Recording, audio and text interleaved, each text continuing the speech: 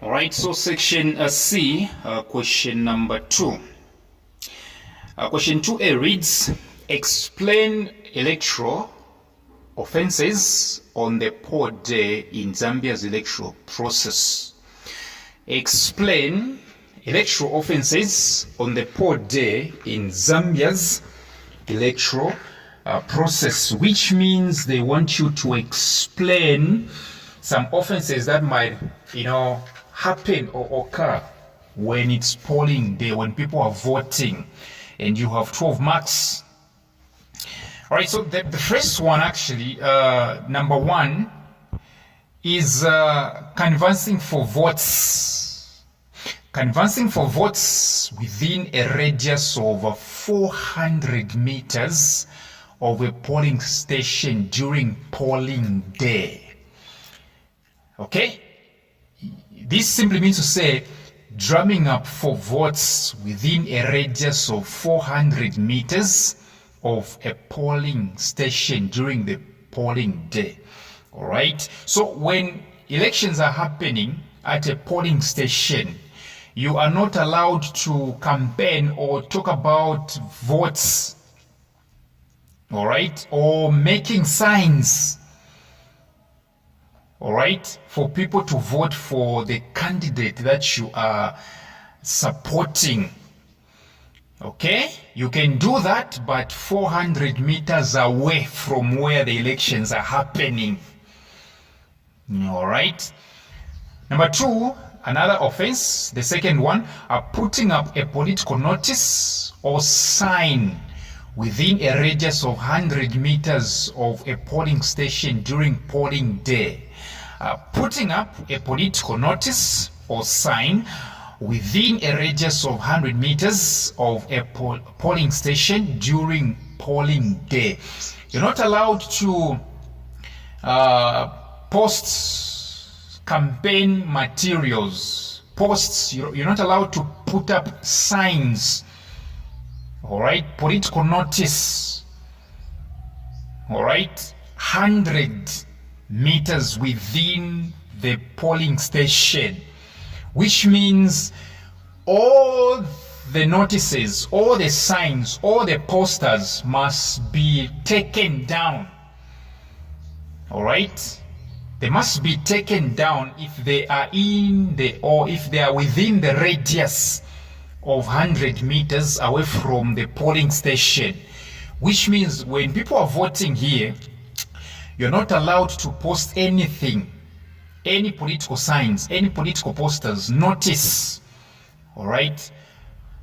You're not allowed. You can do that one, but beyond 100 meters away from where votes are being done. Number 3, all right, you should not apply to vote twice. So this is one of the offenses, applying to vote twice. You shouldn't vote twice. All right? You should not vote twice. Number 4, coming with a ballot paper into a polling station. All right? Coming with a ballot paper into a polling station. Ballot papers are given. Ballot papers are given at a polling station. You are not supposed to come with it. So coming with a ballot paper is an offense. It's a big offense because ballot papers are inside of the polling station, and it is going to be given by you. It is going to be given to you by a polling assistant. All right. Yes. So you're not allowed to come with ballot. It's an offense. A ballot paper is issued at a polling station. Number 5, tearing up, deface or destroy a ballot paper, or leaving a polling station with a ballot paper.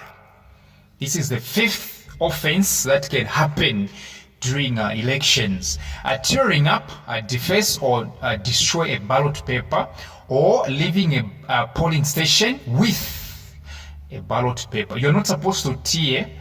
You're not supposed to deface. You're not supposed to destroy a ballot paper. You're not even allowed to leave a polling station with a ballot paper, because you as a voter, as an electorate, right, you're only allowed one ballot paper. Number 6, removing anything from a ballot box, not ballot paper, ballot box, where you cast your votes, where you put your vote. Removing anything from a ballot box before the time of the count, or to damage a ballot box. Even the people that are working at this polling station, they are not allowed to touch anything in the ballot box or in the ballot boxes. All right, so removing anything from a ballot box before the time of the count, or to damage a ballot box, is tantamount to an offense. Oh yes. The next one, loitering or refusing to leave a polling station after being directed to do so by the presiding officer. Loitering or refusing to leave a polling station after being directed to do so by the presiding officer. It's an offense. You are done voting, all right? You are done with your casting, and the presiding officer has directed you to leave. They have given you the exit, and you're still loitering. It's an offense. Men and women in uniform can even be summoned to arrest you, all right? Yes, even after voting. Oh yes. Okay, so I've given you how many? 1, 2, 3, 4, 5, 6, 7, 8. Let's go to number 8.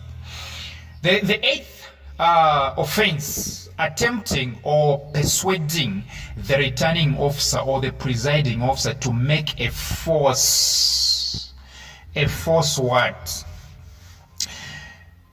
A false count or declaration of results. Attempting or persuading the returning officer or the presiding officer to make a false count or declaration of results. Even if you are affiliated with the ECZ, even if you are affiliated with a political party, you are not supposed to attempt or persuade the returning officer or the presiding officer to make a false count.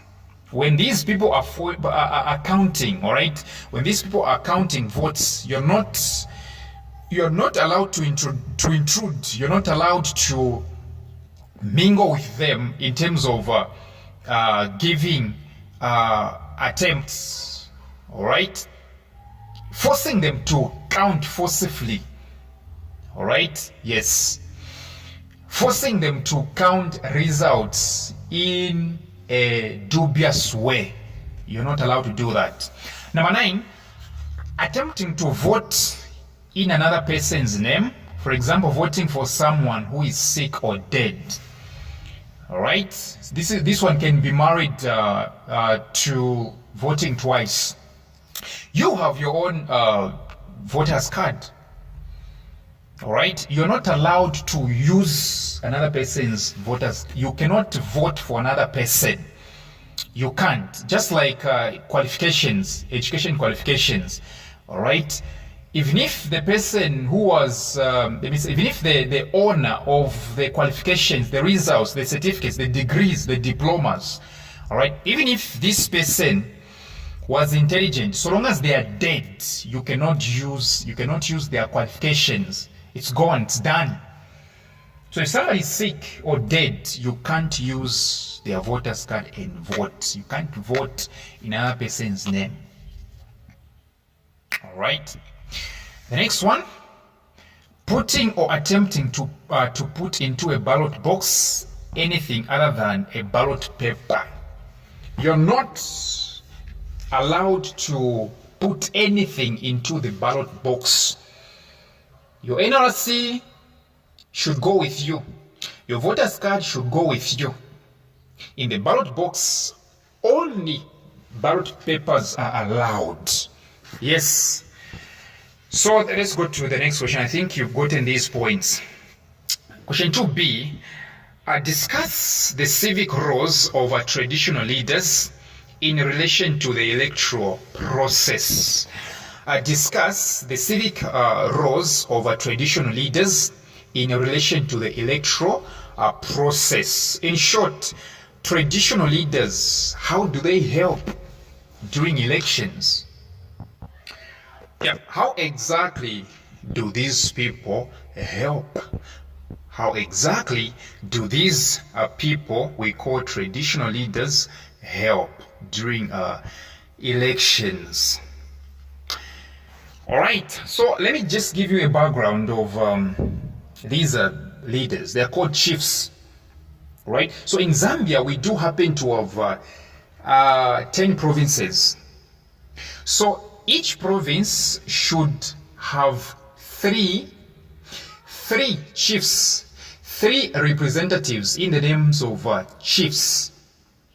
Each province should have three chiefs. 3 chiefs are elected, and their term is 3 years. So each chief can be elected even twice, which means I'm trying to say after 3 years, this chief can be re-elected for the second term. But after that one, it's done. You cannot be a chief again. You cannot represent your province in the House of Chiefs. All right. There is a house. There is this house we call the House of Chiefs, where 3 chiefs from each province of this country, all right, represent their province.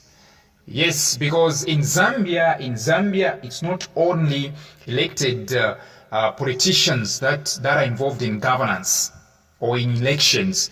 Even chiefs are allowed. So there are so many chiefs, but each province is only allowed to choose, all right, to choose 3 chiefs that are going to represent the province in the House of Chiefs.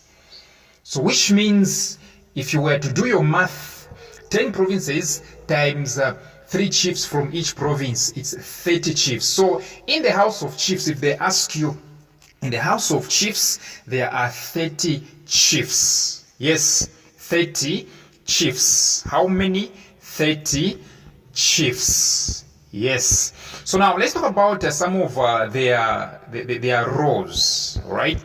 Some of their roles in governance or in the elections. Chiefs, what exactly do they do? Yes. All right, so these people, number 1, their duty is to discuss, all right, electoral bills affecting customs and traditions. That is their first assignment. Their first assignment is simply to discuss electoral bills affecting customs and traditions. Yes. Number 2 is to debate and pass decisions. They debate and pass decisions on matters concerning customary laws and customs. It is to debate and pass decisions on matters concerning customary laws and customs. Yes. The other thing, they participate in developmental projects. And remember, these developmental projects seek to find the fact that buildings are built, structures are put up, and some of these structures are used as polling stations. So chiefs participate in the development projects in their area. Yes, and some of these projects or some of these buildings, infrastructure which are put up, some of them are used as polling stations. Yes, these are some of the buildings. These are some of the buildings where even the ECZ officials, okay, have their meetings. Yes. Apart from that, they also discuss and decide on any matters that is referred to, let me say, that are referred to by the president concerning elections. All right? Yes. So they do a lot of things. So if you want to learn more, all right, if you want to learn more, you are welcome for my WhatsApp tuitions. Number 3A, analyze the roles that civil society organizations, CSO, play in governance. Civil society organizations. At grade 9, we can liken these ones as pressure groups, if you remember very well. Pressure groups. What exactly do they do? What exactly do they do in governance? What exactly do civil society organizations do in governance?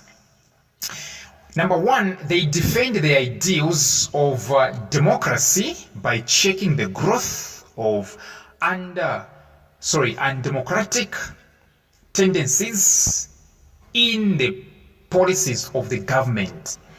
They defend the ideals of democracy by checking the growth of undemocratic tendencies in the policies of the government. So they defend democracy. How do they do that? They check the growth of undemocratic tendencies in the policies of the government. All right. Number 2, they carry out civic education activities and promote public awareness on issues affecting society, such as HIV and AIDS, human rights abuses, and poverty, etc. They carry out civic education activities and promote public awareness on issues affecting society, such as HIV and AIDS, human rights abuses, and poverty. And number 3, they influence public opinion. They influence public opinion, meaning civil society organizations use the strategy of advocacy to influence public opinion in favor of specific objectives. So the terms they influence public opinion simply mean the civil society organizations use the strategy of advocacy, right, to influence public opinion in favor of specific objectives. Number 4, they debate bills and influence amendments or decisions of the legislature. They do debate bills and influence amendments or decisions of the legislature. They act as agents of democratic change.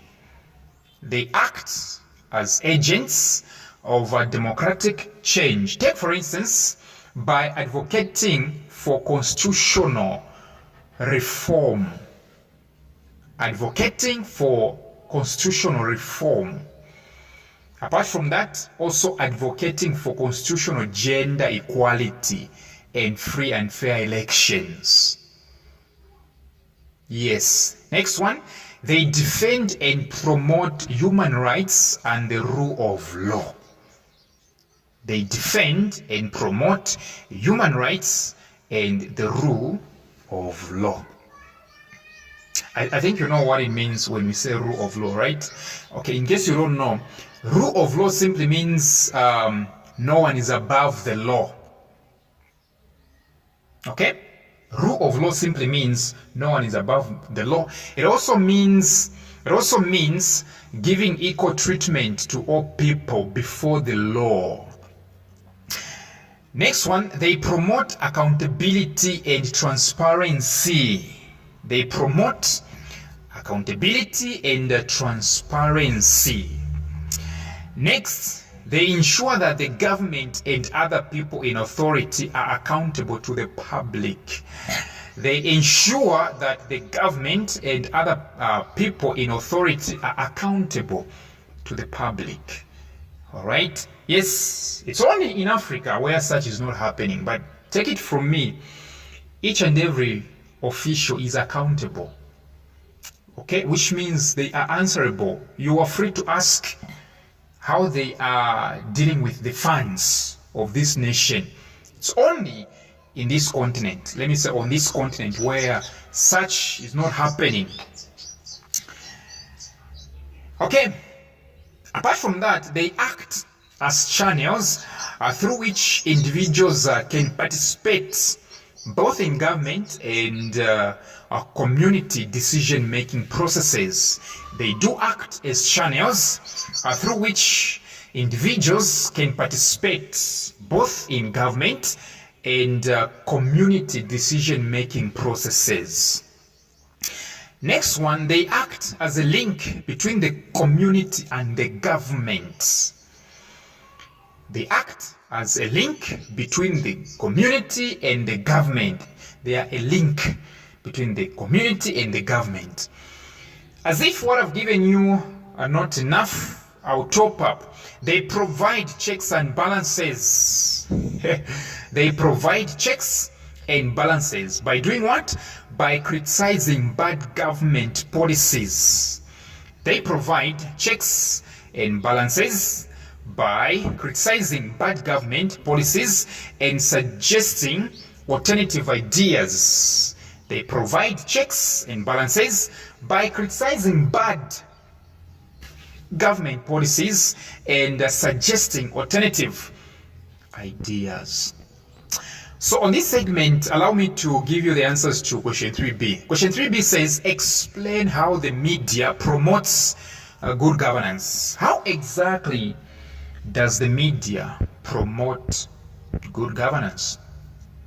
Number one, the media informs and educates. The media informs and educates. Number two, the media acts as a watchdog. The media acts as a watchdog. Yes, number three, yeah, you want to learn more of this, right? What a watchdog mean? What does... You come from our substitutions. The media promotes public debates. Yes, even in the parliament, right, there are always the debates. Even at schools, there are debates concerning the governance. The media publicizes public debates to promote public debate. The media also set the agenda. The media also sets what? The agenda. Yes, the media also sets the agenda. So I think I'm going to end here. So thank you very much for your time and have a good one.